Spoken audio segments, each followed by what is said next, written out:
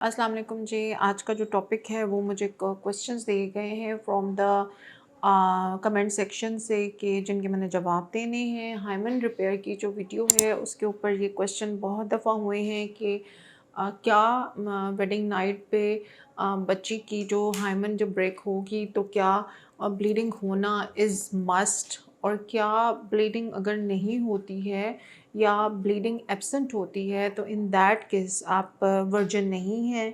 और अगर आप ये कहती हैं कि ब्लीडिंग होना ज़रूरी नहीं है तो फिर वो कौन सी कंडीशंस हैं जिसकी वजह से ब्लीडिंग नहीं होगी। तो अब मैं आपको ये बता रही हूँ कि यहाँ पे ये है आपकी, ये जो कनाल है यहाँ पे हाइमन की कवरिंग जो है ऊपर से खुली हुई है, नीचे पखाना यहाँ से खारिज होता है और ऊपर पेशाब की जगह होती है ख़वातीन की।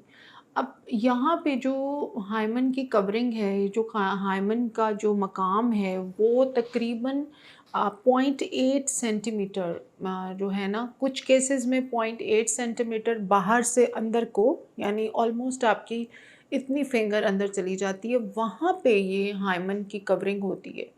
और बाज़ औक़ात नहीं, बल्कि अमूमन हम लोग ये समझते हैं कि सारी की सारी ह्यूमन बॉडीज़ जो हैं वो एक जैसी होती हैं। ऐसा नहीं होता है। ह्यूमन बॉडी जो है उसकी प्रेजेंटेशन बहुत वेरी करती है पर्सन टू पर्सन। इसी जैसे कि सब लोगों के जो है वो फेस एक जैसे नहीं होते, सब लोगों की नेक एक जैसी नहीं होती, हाथ एक जैसे नहीं होते। इसी तरीके से जो हाइमन की प्रेजेंटेशन है वो भी सब ख़वातीन की एक जैसी नहीं होती। बाज़ केसेस में ऐसा होता है, मैं आपको ड्रॉ करके दिखा देती हूँ कि हाइमन की प्रेजेंटेशन बाज़ केसेस में ऐसे होती है जैसे दरमियान में एक छाननी की तरह। ये जैसे मैंने ड्रॉ किया है, ये देखें, इसके अंदर पेपर के ऊपर आपको मैंने दिखाया है कि सेंटर में ये एक लेयर है और दरमियान में यूं छाननी की तरह छोटे छोटे सुराख होते हैं। ये एक प्रेजेंटेशन हो सकती है जिसमें ये छाननी के जो सुराख होते हैं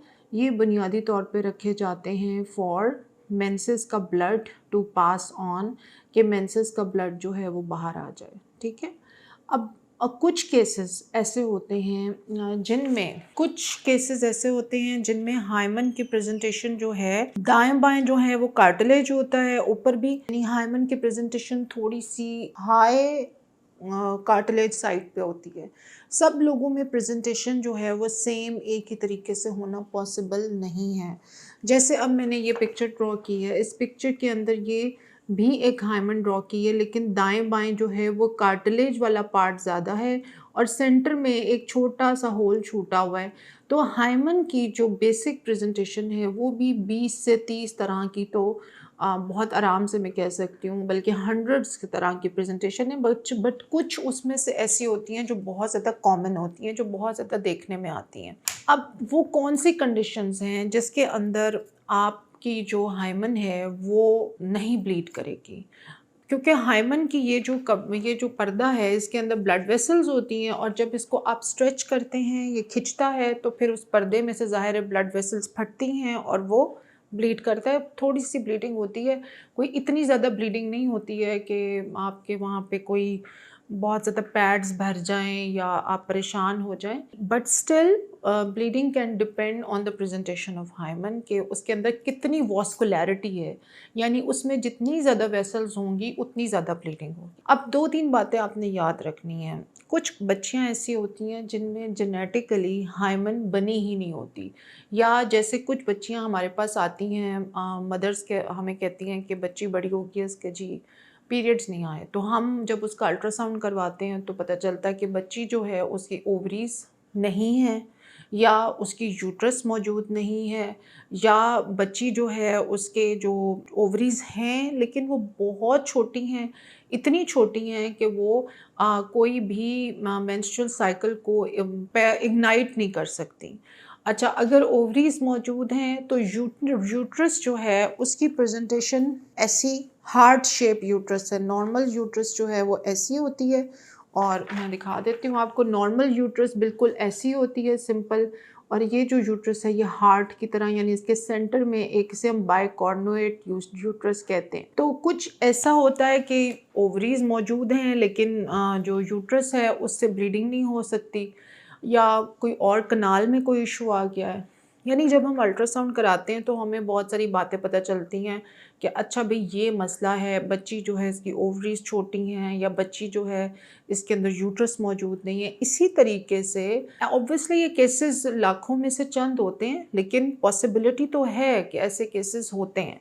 और ऐसी बच्चियों को हम बता देते हैं टाइम पे कि भई आप लोग प्रेग्नेंट नहीं हो सकेंगी, तो आपको ये बात पहले से पता होनी चाहिए, या तो आपका यूट्रस का इशू है या आपका ओवरीज़ का इशू है। अब हाइमन जो है वो कुछ बच्चियों के अंदर कुदरती तौर पे, मौरूसी तौर पे, बनावट के लिहाज से ही, जैसे कुछ बच्चियों के ब्रेस्ट नहीं होते या यूट्रस नहीं होती या ओवरीज़ नहीं होती, इसी तरह उनकी जो हाइमन है वो ज़रूरत से ज़्यादा बहुत छोटी हो सकती है, बहुत नाज़ुक हो सकती है, उसका टिश्यू लैक हो सकता है, उसकी फॉर्मेशन ही ना हो, ये भी एक पॉसिबिलिटी है जो देखी गई है। अच्छा, अब किन कंडीशंस के अंदर ब्लीडिंग नहीं होगी? मैंने जैसे बताया कि बनावट या पैदाइशी तौर पे बच्ची में हाइमन का टिश्यू लैक कर रहा है, बना ही नहीं है। अच्छा, अगर बना है तो वो साइडों पे है, बीच में बहुत ज़्यादा खुला हुआ है, ये एक पॉसिबिलिटी मौजूद है। अच्छा, सबसे ज़्यादा सवाल जो होता है वो ये होता है कि क्या ब्लीडिंग का ना होना या हाइमन की मौजूदगी, पर्दे की मौजूदगी ना होना, ये साबित करता है कि लड़की जो है वो पहले से इंटरकोर्स किसी से कर चुकी है। तो मैं मेडिकली इस बात का जवाब ऐसे दूँगी कि नहीं। ये हम वर्जिनिटी को डिसाइड करने के लिए या उसका कमारापन डिसाइड करने के लिए हम हाइमन को सिर्फ़ उस सूरत में एक मेयार या स्टैंडर्ड के तौर पे यूज़ कर सकते हैं, अगर आपने शादी से पहले या आपने उस बच्ची को पहले डॉक्टर से चेकअप करवाया है। यानी आपने पहले की सिचुएशन उसकी देखी है इंटरकोर्स से पहले और फिर बाद की कंडीशन देखें, तो फिर आप उसे कंपेयर करके कुछ कमेंट कर सकते हैं। अगर अब आपने यूजुअली देखें, ऐसे तो नहीं होता ना कि आपका रिश्ता तय हो गया और अब आप, या फिर आपकी कोई फ्रेंडशिप है तो आप डॉक्टर के पास चेकअप के लिए ले आएँ कि जी आप पहले इसकी हाइमन चेक कर लें, तो ऐसा नहीं होता। लिहाजा इस बात को डिसाइड हम तभी कर सकते हैं कि डॉक्टर ने चेक किया हुआ है, डॉक्टर को पता है कि हाइमन की शेप कैसी थी, वो वहाँ मौजूद थी, नहीं मौजूद थी, परफोरेटेड थी, नॉन परफोरेटेड थी, हाइमन का टिश्यू कैसा बना हुआ था, कार्टिलेजेनियस था, बोनी था, थिन एंडोथेलियम थी, उसकी क्या अपीयरेंस थी, उसके नोट्स होंगे डॉक्टर के।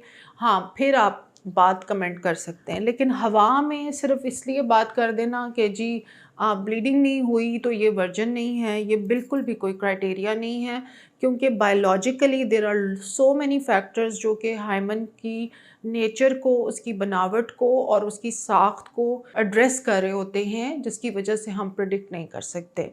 अब वो कौन से फैक्टर्स हैं जेनेटिक और बनावट के अलावा, यानी अल्लाह ताला ने कोई चीज़ जैसे बनाई है, उसके अलावा ह्यूमन फैक्टर्स कौन से हैं जो कि अफ़ेक्ट कर रहे होते हैं कि हाइमन जो है वो ब्लीड ना करे। उसमें ऐसी बच्चियां हैं जो जिमनास्टिक्स करती हैं बचपन से, छोटी उम्र से, उनकी लेग्स बहुत स्ट्रेच होती हैं। जैसे आपने देखा है कुछ जिमनास्टिक्स के ऐसे पोस्चर्स होते हैं जिसमें आप टांगों को बहुत स्ट्रेच करते हैं, या फिर जो बच्चियां राइडिंग बहुत ज़्यादा करती हैं, जो बच्चियां हैवी वेट लिफ्टर्स होती हैं, जो किक बॉक्सिंग करती हैं, जो बाइसाइक्लिंग करती हैं, जो बहुत ज़्यादा रनिंग करती हैं, उसकी वजह से उनका जो पेल्विक डायफ्राम है और उसके मसल्स हैं वो बहुत स्ट्रॉन्ग हो जाते हैं। और बहुत ज़्यादा, मैं ये बात कर रही हूँ जो लोग सीरियसली ना वर्कआउट कर रहे होते हैं, वो लोग भी इसी कैटेगरी में आते हैं।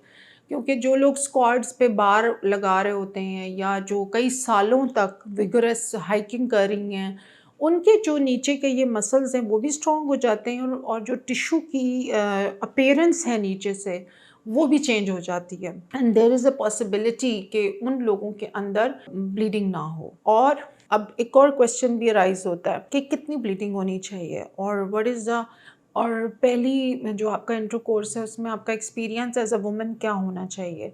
बिकॉज़ आई थिंक जितना लड़की एंशियस होती है, परेशान होती है, लड़के बेचारे भी उतने ही परेशान होते हैं उस टाइम के ऊपर, और चूंकि हमारे यहाँ कोई बात नहीं करता तो और भी परेशानी बढ़ जाती है। एक और चीज़ जो मैं आज डिस्कस करना चाहती हूँ, पहले हम ये बात कर लेते हैं। पहली बात ये है कि आपको ये मेंटली पता होना चाहिए कि the sex is not going to happen like a cup of coffee. आपको इसके लिए एक दूसरे को टाइम देना पड़ेगा। शादी की जो रात होती है वो आप पहले ही इतने थके हुए होते हैं, शादी की शॉपिंग्स और फिर ब्यूटी पार्लर और फिर लेट नाइट रुखसती, तो रात के 3-4 बजे आपका दिमाग वैसे ही दर्द दर्द से फट रहा होता है। तो यू हैव टू एक्सपेक्ट कि आप पहले एक दूसरे को कंफर्ट जोन दें। और अगर इंटरकोर्स नहीं हो पा रहा तो you can give it like 10, 15, 20 days, आप इसको आराम से ट्राई करें।